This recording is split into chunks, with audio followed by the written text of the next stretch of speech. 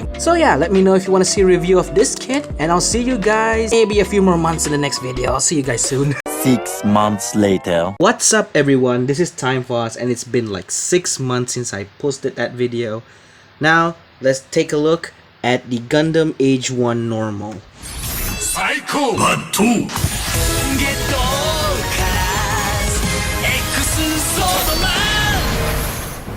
Before I start the video, I want to let you guys know that during the 6 months that I have got this kit, I have actually been very busy with my main channel. And you guys probably know, but some of you don't. I'll link the link in the description if you want to know it. But basically, during that 6-month time gap, I already built this kit for at least a week. But eventually, you will start to see what I mean when I say I was busy during that 6 months, aside from my work. Basically, as you can see, I have collected too much model kits. Like, too many of them at the moment. As of this recording, like 6 months ago, this wasn't that much.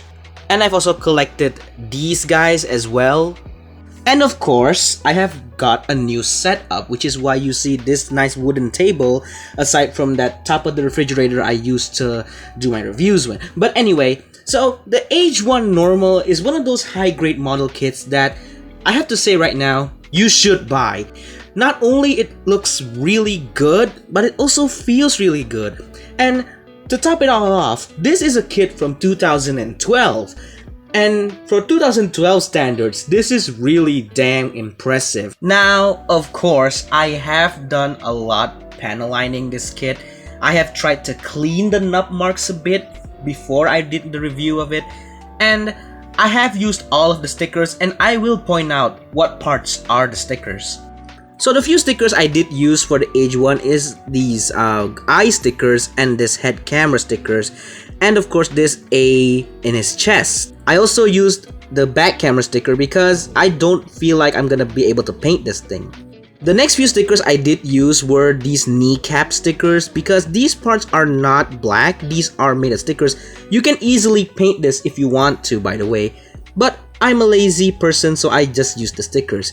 And for the main body, these are the only stickers that you need. So, truth be told, the Gundam Age-1 is already pretty much color accurate out of the box. The aesthetics of the Age-1 is more or less like the RX-78-2, with it having this pretty amazing car spoiler here, which if I show you right now is actually the backpack. And before anyone asks, no, you cannot use any of the built custom backpacks for this backpack because it doesn't have the 2 connector holes, unlike the future models. I think they do have it, but for the 2012 version, they do not. If you think of using like a striker pack or something, 2 peg connectors, you can't do that, sadly.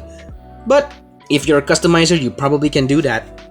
So before I jump into the accessories, let's talk about the articulation. And when it comes to the articulation, the Gundam Age-1 normal is a pretty articulated beast. So the head on the Gundam Age-1 is a double polycap ball joint, like normal Gunpla do have that. So it can look up pretty dang good. As you can see, it looks up pretty nicely, and it can look down that much.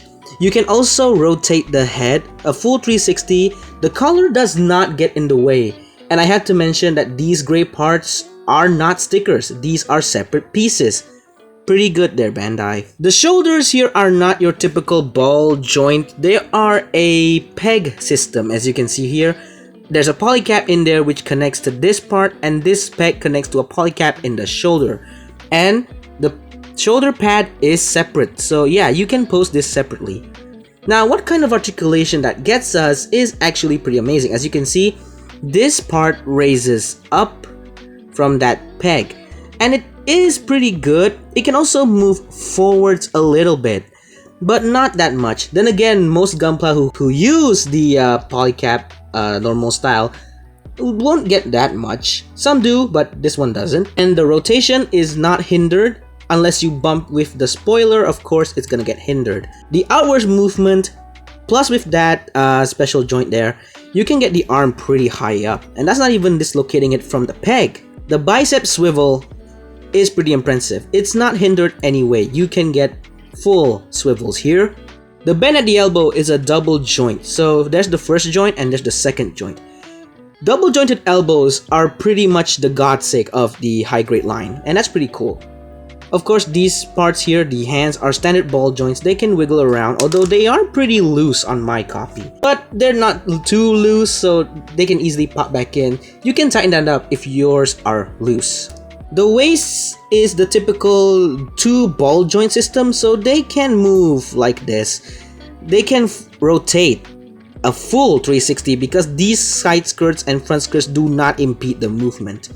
And you do get an ab crunch and an arcing back with this. So yeah, the full rotation is there. The waist is pretty much articulated in all the right places. The front skirts, they were connected as one piece, but I did separate them in the middle so they can move independently. The side skirts, they can move up this far and they can rotate to the back if you want to. Now, most people would expect that the back skirt does not move, but on the Age-1 normal, this is where you're wrong because they can move. You can't separate them to have independent movement, but at least they do move out of the way. This little thing here is a peg connector something. I don't know what this is for. I tried to like store the Dodge rifle here, but it doesn't work. So if you guys know what this does, let me know in the comment section, assuming you watch this video. So the leg rotation here, before anything else, this does use the standard connector, not ball joints, in case you're wondering. So that kind of movement, it does allow for a good leg rotation. Parallel to the body, pretty dang good. Considering the back skirt can move, you can pose the legs this far. So yeah, you've got a really nice range of motion here. The side skirts can also move. You get a full split. Like, look at that. Not most Gunpla can do this, let alone this. You do get a thigh swivel, which is unimpeded by this armor, so it can do a full swivel. Of course, this is also connected to a T-bar with a polycap in there, so this thing can rock side to side, like so. The bend at the knee, unsurprisingly, is a double joint. Look at that. Pretty damn good. The legs here, they are pretty dang articulated, so look at that. It can go back this far. It can go up this far. Pretty good. Can rotate, because why not? The ankle armor is separate, and the feet here can pivot. Pretty damn good pivots. So in short, the articulation on the Gundam Age-1 is pretty above average compared to other high grades in the 1/144 scale line. That doesn't make any sense, but what I'm telling is right now that this thing for 2012 is a pretty dang articulation machine. It can even do a kneeling pose. What more is there to ask for? Like, can your Gunpla even do this kind of pose? So the accessories on the Gundam Age-1 are pretty simple because it is just a main Gundam. So let's start off with something simple, which is the Dodge rifle. So the Dodge rifle is, before I start to put this on the Gundam itself, I want to point out that the instructions did tell us that this thing can become a beam spray gun. And honestly speaking, I don't like it. Honestly speaking, look at this thing. It's not even, it looks like a half of something. It looks like a half of a gun. I know that some people might like this thing, but personally, I don't like this at all. But when you connect it with this part, it can look a bit better and will always look better. And it does have a flip out handle down here.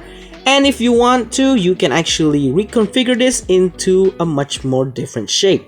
And I don't know if I prefer this because of the side barrel. I much prefer this style, much more cohesive, but the side is at the side. So pick whatever configuration you see fit. Attaching this to the hand is also not an easy task because you really have to like take off the back of the hand and reattach it because it doesn't slide in. But once it is in there, it is secure enough. And because of how thick this thing, like the cuff is, you can actually slide this into the hand and it is secure enough. As you can see, it doesn't move anywhere. It is a secure fit and it does look cool like this. So this will be the thumbnail. And for the double shot diorama, I'm gonna cut this. Double-handed shots? It can be possible. Any elite Gundam with a beam rifle has to have a shield. At least most of them. So you do get this pretty nice looking shield. Now, this thing is not a sticker. This is a separate part. As you can see, it's made in the shape of an A. As you can see from this angle, this is made of 3 parts. Gray on the bottom, white as the top, and another top here is blue. Pretty good design, and I pretty much adore this shield. With this peg here, you can connect it to the arm either from this side, which is the more traditional looking Gundam shield attachment, or you can remove the hand, reconfigure this and put it at the back, reattach the hand, and you can have the shield at the back of the arm. I much prefer it when it's the side, not the back, but hey, nothing is stopping you from using it like this. So if you were paying attention when I did the articulation segment, you may have noticed that these parts are separate from the side skirts. That's because these are actually the beam sabers for the Gundam Age-1. And you do get clear effect parts for the beam sabers, because why wouldn't you? And you can have the option of having long beam sabers or short beam sabers, both of which are the flat style beams. To round up the accessory count, you get a single left open palm hand, which is always a welcome addition. And if you look under the Gundam's crotch, you may have noticed that there is a single piece down here, which if you remove it, you can plug this into an action base. So size-wise, the Gundam Age-1 is pretty much the same size as any other Elite Gundams, like the RX-78-2 and the entry-grade Aerostrike Gundam. Unless, of course, you're someone like the Crossbone X3. And to round off the size comparisons, here's Sofubi Ultraman Z and Lego Spider-Man. Okay, final thoughts on this mobile suit, aka Gundam model kit. If you're thinking of buying it, go for it.